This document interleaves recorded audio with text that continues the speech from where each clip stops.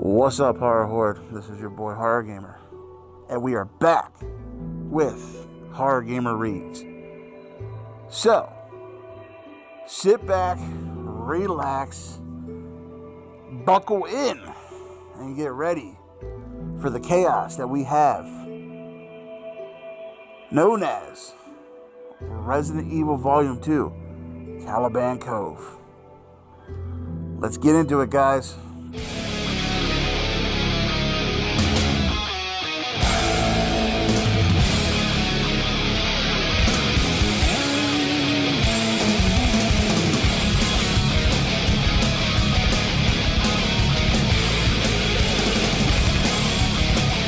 Alright, Horror Horde. So, the last time we were in this book, the craziness really amped up a little bit with the fact that, let me bring you guys in a little closer, with the fact that Karen is really starting to show signs of something. I don't know if it's an infection or what, but her eyes are really bloodshot now. She's pale and she can't stop itching. So, and also they were talking about the mad scientist who, he's ready to kill them himself if they get in his way. So, without further ado, let's just dive right into chapter 12 and see what kind of fuckery awaits our heroes in Resident Evil Volume 2, Caliban Cove. Let's get it, guys. Rebecca could still feel the lingering warmth of Steve's hand in hers as David, John, and Karen walked around the corner, John grinning broadly. Sorry to crash, but we figured you guys could use a little chaperoning, he said. Nothing like young love, though, am I right? As the three stepped into the room, Rebecca struggled to squash the blush she felt creeping up on her, suddenly feeling horribly unprofessional. All they'd done was hold hands, and only for a second, but they were in the middle of an operation in hostile territory where even moments lapse of concentration could get them killed. John must have picked up on her embarrassment. Don't mind me, he said, his grin fading. I'm just giving Steve-O a hard time. I didn't mean anything by it. David interrupted, shooting John a pointed glance. I think we have more important things to discuss, he said evenly. We need to update, and I have a few things I'd like to go over. He nodded toward the journal she still held. They found the room, but didn't touch anything. Did you find anything else useful? She nodded, relieved by the news and glad for the change of subject. It looks like there are only 4 triquads, though the entry that mentioned it is 6 months old. David looked relieved. That's excellent. John and Karen had another encounter outside of D, managed to get 5 of them. That means there may be only 1 team left. They pulled chairs away from the small tables that lined the walls, forming them in a loose semicircle in the middle of the room. David stayed standing, addressing them solemnly. I'd like to do a quick recap to make certain we're all on the same page before we go any further. In short, this facility was used for T-virus experimentation and has been taken over by one of the researchers for reasons unknown. The other workers have been killed and the office is purged of incriminating evidence. Rebecca believes that the biochemist Nicholas Griffith is responsible, and the fact that the grounds are still being patrolled suggests that he's alive, somewhere in the compound, though I don't feel we should concern ourselves with trying to find him. We've already completed 2 of the tests given to us by Dr. Amon through Trent, and my hope is that the material he has for us will be the evidence we need to formally charge Umbrella with criminal activity. He folded his arms and started to pace slowly as he talked, glancing between them. Obviously, there's already plenty of proof that illegalities have occurred here. We could leave now and turn the matter over to the federal authorities. My concern is that we still don't have enough hard evidence on Umbrella's involvement, other than the computer systems, software, and the journal that Steve and Rebecca found. Umbrella's name isn't on anything, and both of those could be explained away. My feeling is that we should continue with the tests and find whatever Dr. Amon meant for us to have before we evac. But I want to hear from each of you about it first. This isn't an authorized op. We're not following orders here, and if you think we should go, we go. Rebecca was surprised, could see that the others felt the same, but their expressions, David had seemed so certain before, so enthusiastic about their changes. The look on his face now told a different story. He seemed almost apologetic about wanting to continue, and looked as though he wanted for one of them to suggest otherwise. You know, when you're in a situation like that, it's hard because, you know, it's like you want to uncover as much as you can, but at some point, when do you get the fuck out? When do you GTFO? Because, like he said, this isn't a authorized operation here. You know, you're doing this under your own accord. So, when is it time to pull the plug? I get it. I definitely get it. Why the change? What happened? John spoke first, glancing at the rest of the team before looking at David. Well, we've made it this far, and if there's only one more group of zombies out there, I say we finish up. Rebecca nodded. Yeah, and we still haven't found the main lab. We don't know why Griffith did this, whether he suffered a psychotic break or is actually hiding something. We may not find out, but it's worth a look. Plus, what if he destroys more evidence after we're gone? I agree, Steve said. If the stars are so deeply involved with Umbrella as it looks, we're not going to get another chance. This may be our only opportunity to dig up a connection, and we're already so close. The third test is right here. We do that one, we're one step away from finishing. I'm up for it, Karen said softly. At the strange sound of her voice, Rebecca turned to look at her, noticing for the first time that Karen didn't look so good. Her eyes were bloodshot, her complexion almost paler. I'm telling you, she's infected, guys. She did it when she scratched her eye with that dry blood. When she said about that, when they did that narrative about the blood being powdery, that's when she got infected. Are you okay? Rebecca asked. Karen nodded, sighing. Yeah, headache. Must be a migraine. She looks like hell. What is it, David? John asked abruptly. What's eating you? You know something you're not telling us. David stared at them for a moment, then shook his head. No, nothing like that. I have a bad feeling. Or rather, a feeling that something bad is going to happen. Little late, don't you think? John said, grinning. Where were you when we got into the raft? David half smiled in response, rubbing the back of his neck. Thank you, John. I'd almost forgotten. So, it's decided then. Let's solve our next puzzle. Shall we? Oh, Rebecca, take a look at Karen's eye while we're at it. It's giving her some trouble. They stood up and moved toward the back of the room for the table in the northwest corner marked with a blue 9. Steve and Rebecca had already looked when they'd found the room, though there was no clue as to what the test was.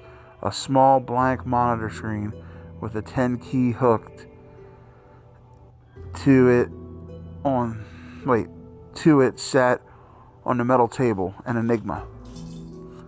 Rebecca motioned for Karen to sit on the chair in front of of test 10, the purpose of which also escaped her. It consisted of a circuit board wired to a plank and what looked like a pair of tweezers connected to it by a black wire. She bent down to take a look, frowning. The woman's right eye was extremely irritated. The pale blue cornea floated in a sea of red. Her eyelid had a bruised, swollen look. She turned to ask for David's flashlight and saw that as he sat down in front of the scheduled test, the screen flickered on, several lines of typing appearing in the center of the monitor. Some kind of motion sensor, Steve started to say, but David held up his hand suddenly, reading aloud what had appeared on the screen in a rapid, anxious voice. As I was going to St. Ives, I met a man with 7 wives. The 7 wives had 7 sacks. The 7 sacks held 7 cats. The 7 cats had 7 kits. Kits, cats, sacks, wives. How many were going to St. Ives? Thank God I wasn't there, because I'd be like, duh, 3. I don't know. There was a digital readout on the screen showing 00.49 and counting down. In the time it had taken David to read the question, 11 seconds had already ticked off the clock. Tickety-tock! David stared at the screen, his thoughts racing furiously as the team leaned in behind him.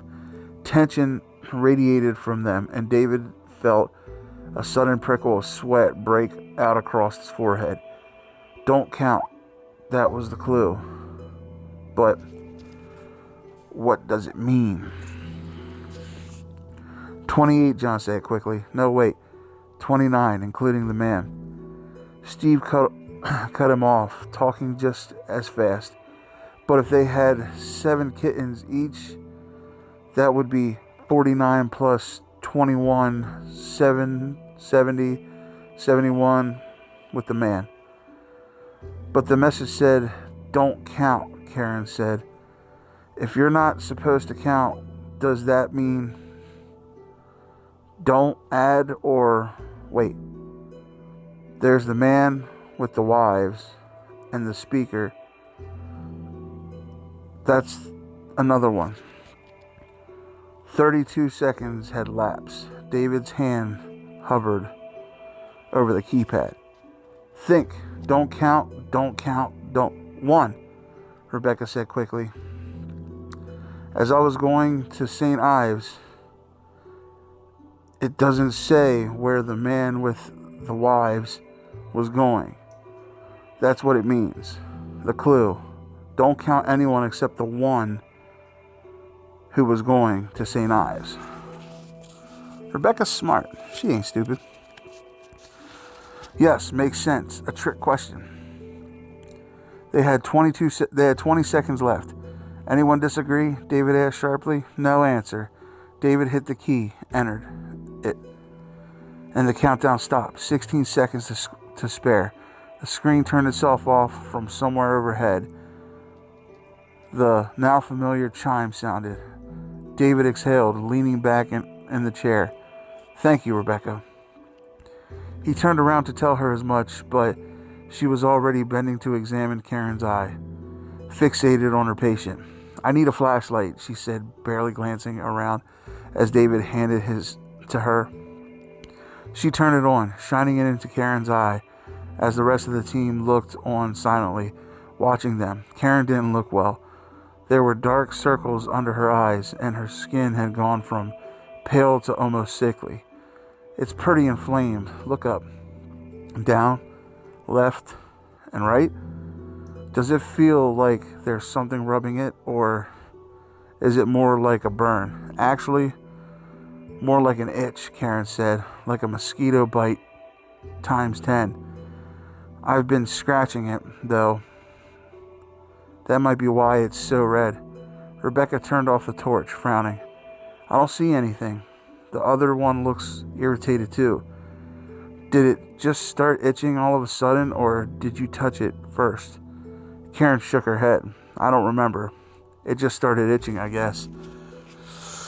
Oh boy, we're gonna have to kill Karen. A look of sharp, almost violent intensity flashed across Rebecca's face. Before or after you were in room 101? David felt a cold clutch at his heart. Karen suddenly looked worried. After. Did you touch anything while you were in there? Anything at all? I don't. Karen's red eyes widened in a sudden horror, and when she spoke, it was a breathless, quivering whisper. The gurney. There was a blood stain on the gurney, and I was thinking about... I touched it. Oh, Jesus. I didn't even think about it. It was dry, and my hand wasn't cut, and oh my God. I got a headache right after my eyes started itching. Rebecca put her hands on Karen's shoulders, squeezing them tightly. Karen, take a deep breath. Deep breath, okay? It may be that your eye just itches and you have a headache. So don't jump to conclusions here. We don't know anything for sure. Her voice was low and soothing, her manner direct. Karen blew out a shaky breath and nodded. If her hand wasn't cut... John started nervously. Karen answered him, her pale features composed, but her voice trembling slightly. Viruses can get into the body through mucous membranes, nose, ears, eyes. I knew that, but I didn't think about it. I wasn't thinking about it. She looked up at Rebecca, and David could see that she was struggling to maintain her composure. If I am infected, how long? How long before I become incapacitated? Rebecca shook her head. I don't know, she said softly. David felt as though a raging blackness had enveloped him. A cloud of fear and worry and guilt so vast that it threatened to overwhelm his ability to move, even to think.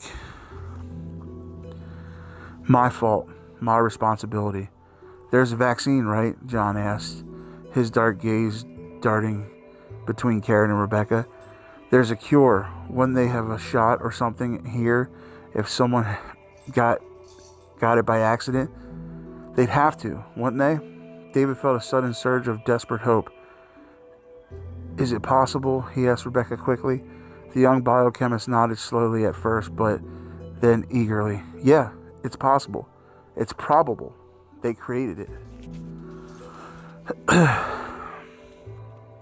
So Karen might be a little bit of hope for our Karen here if there's a cure, so hopefully there is. She looked at David seriously, urgently.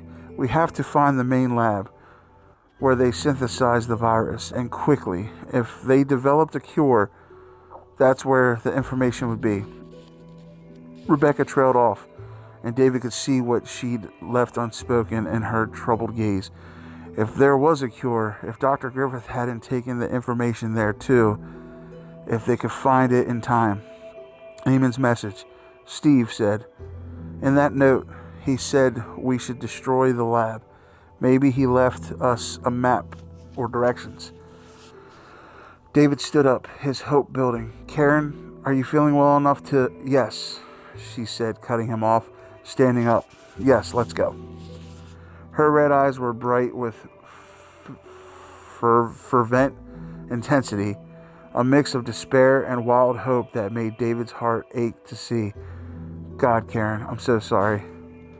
Double time, he said, already turning for the door. Let's move. They quickly jogged for the front of the building.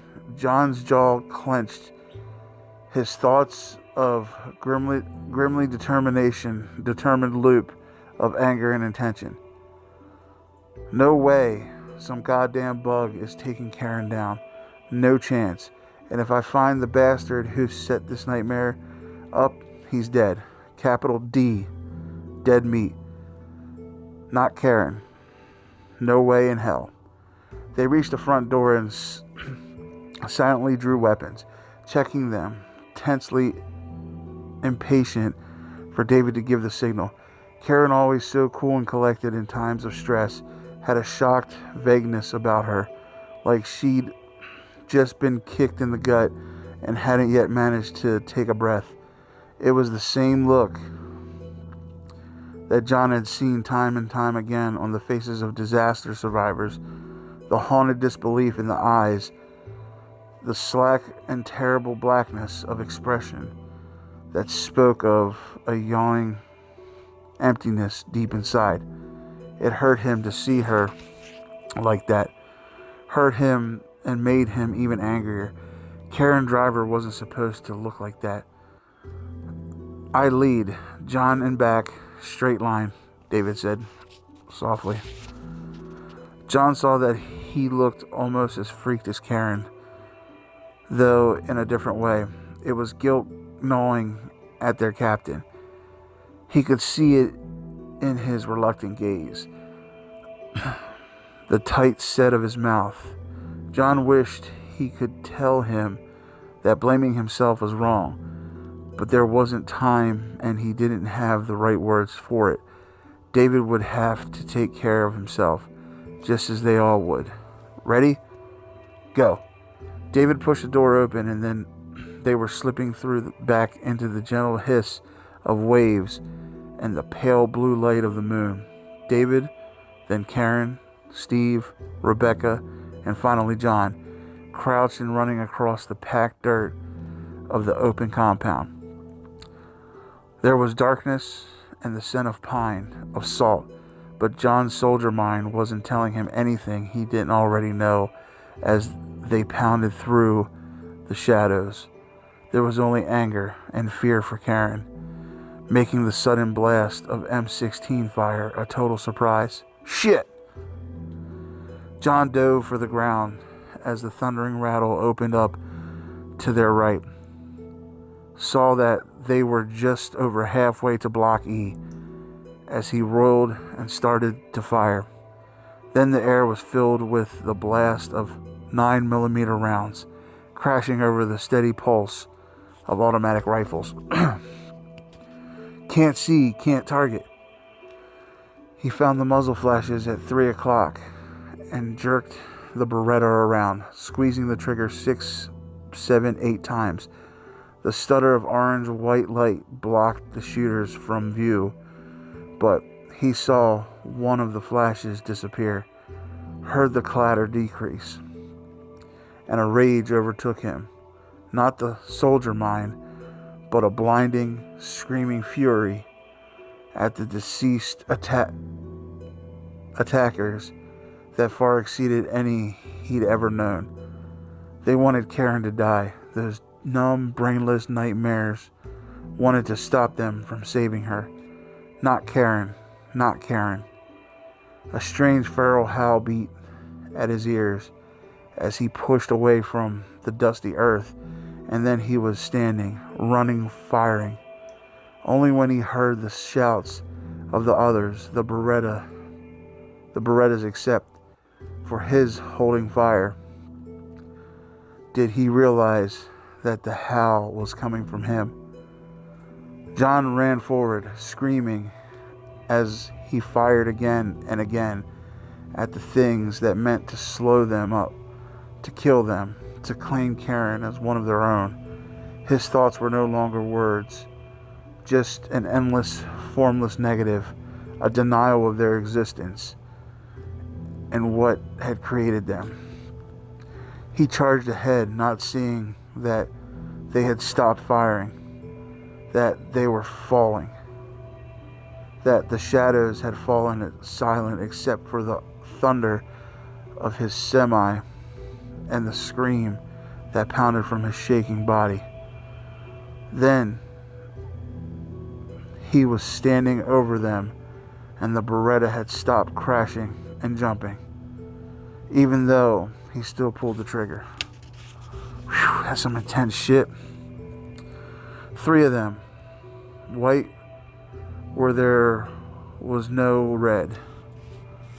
Decayed flesh burst covering their pitiful, wasted forms. Click, click, click. One of them had a face that was a mass of puckered scar tissue, twisting white risers of gnarled skin, except for where a fresh, bloody hole had punched through its forehead. Another, one eye splattered against its withered cheek, pulling viscous fluid in the rotting cup of its ear. Click, click. The third was still alive. Half of its throat was gone, tattered to pulp, and its mouth opened and closed soundlessly, opened and closed, its film dark eyes blinking slowly up at him. Click. He was dry firing, the scream dying away in his ragged throat. It was the sound of the hammer falling unuselessly against hot metal that finally released him from the rage. That and the slow, helpless blink of the wretched thing at his feet. It didn't know what it was. It didn't know who they were. Once it had been a man, and now it was rotting garbage with a gun and a mission it couldn't possibly understand. They took his soul, John. They took his soul. John, a warm hand on his back, Karen's voice low and easy next to him. Steve and David stepped into view, staring down at the gaping, blinking shell of humanity in the shaded moonlight. The last remnant of an experiment in madness. Yeah, he whispered. Yeah, I'm here. David trained his Beretta on the monster's skull and spoke softly. Stand back. John turned away, started walking back for their last destination with Karen at his side, Rebecca's slight form in front of him. The shot was incredibly loud and booming, a booming crack that seemed to shake the ground beneath their feet. Not Karen. Oh, please, not one of us. That's no way to go, no way to die. Then, David and Steve were with them, and without speaking, they broke into a jog for Block E, moving quickly through the emptiness that had claimed the night. The tri-squads were no more, but the disease that made them might even now be coursing through Karen's body, turning her into a creature with no mind, no soul, doomed to a fate worse than death. John picked up speed, silently swearing to himself that if they found this Dr. Griffith, he was going to be awfully goddamn sorry that they did. Whew! Oh boy. Well, H0rr0rrgam3r, we have a little bit to talk about here. So, finally, it's been addressed with the rest of the team what happened. I knew, as soon as, like I said in the previous chapters, as soon as they said about her touching that blood, I knew that there was something up. I knew that something was going to go down. But there's hope at the end of the tunnel here with the cure that they might find. So let's keep our fingers crossed that they're able to help Karen out in this situation and help her find a cure for this disease. I mean, she needs it. Like, she's, you know, the way they're describing her, she's really starting to take form, in the fact that, you know, you can tell that she is infected. They said that her skin's super like really like pale now. She got the black under her eyes and shit. So she's looking like she's really sick. So hopefully they're able to save her. But man, H0rr0rrgam3r, this book is getting intense. We're getting towards the end here, and it's not disappointing. So we're going to see next time we'll go if they find Dr. Griffith and what they're going to do with Karen. But all right, H0rr0rrgam3r, I hope you enjoyed this H0rr0rgamer reads as much as I enjoyed doing it for you. And like I said, I do apologize that your boy H0rr0rgamer isn't the strongest of readers, you know what I mean? But I enjoy doing it, and I hope you guys are enjoying, the videos. So, remember, if you haven't done so yet, hit that subscribe button along with that ding-a-ling-ding-ding button. That way, every time your boy Horror Gamer does throw up one of these Horror Gamer reads, you're in the know. Also, when you're done doing that, run on over to the official Horror Gamer Patreon and see what kind of cool stuff we got going on out there. We have movie nights every Saturday, and, I'm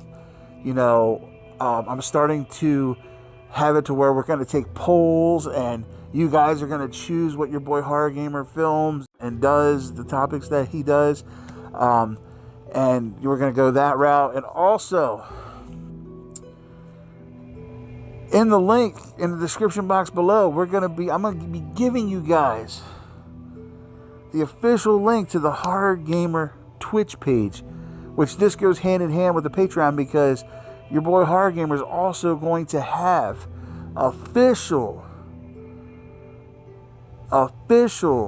Twitch streams on Saturdays coming up real soon. I'm actually working on that now.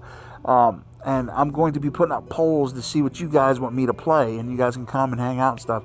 So conveniently enough, like I said, the links to both the official Horror Gamer Patreon and the official Horror Gamer Twitch are going to be in the description box below. And your boy Horror Gamer is making it easy for you. All you got to do is hit that description link, go down, click the links, become a patron, become a follower on Twitch, and that's it. And you guys are opened up to a world of greatness that's coming. So then when you're done doing that, head on over to the Z Network and see what kind of cool stuff we got going on out there. A bunch of us creators got together and created something special for everybody. So definitely check that out. And yeah, so with all that being said, I do want to take this time. I do have an announcement. Your boy Horror Gamer is going to be taking a step back from daily uploads. I feel like I'm getting to a point where I'm just busting out quantity instead of quality, and I don't want to do that. I want to give you guys quality videos, and I'm looking, and it feels like I'm not giving you guys the proper amount of time to enjoy videos. I'm just trying to throw one up every day, so I'm keeping up with, and it's just quantity. I don't like doing quantity. I love quality. You guys know that. I want to give you guys the best videos I can give, and I feel like I'm failing you guys on that right now because I'm trying to throw up a video every day. You know what I mean? And so basically, I'm going to be taking a step back from the dailies, but I'm going to be doing every other day. So you're going to get like 4 uploads a week, which is still great. You're going to get every other day, and then on Saturday and Sunday, you're going to get like a back-to-back, because, Sundays are for your Horror Gamer reads. You definitely going to get a Horror Gamer read. So, but I just wanted to let you guys know that you guys are going to see less videos coming, but you're going to see better videos coming. I'm not going to do daily uploads anymore. I'm going every other. And it's also because it's saving my sanity as well, because, I don't want this to feel like I'm forcing, and I'm starting to feel that way, like I'm forcing myself to get a video up every day. I'm forcing myself to do this and do that and do this, and it's kind of burning me out a little bit too. That's why I'm doing every other. So, I'm sorry if you guys look forward to the dailies, but like I said, the ones that are coming up, they're going to be better videos, just all around better videos. So, all right, Horror, with all that being said, I love you guys. Thank you guys. And as always, this is your boy Horror Gamer saying, until next time, don't fear the darkness. Embrace it.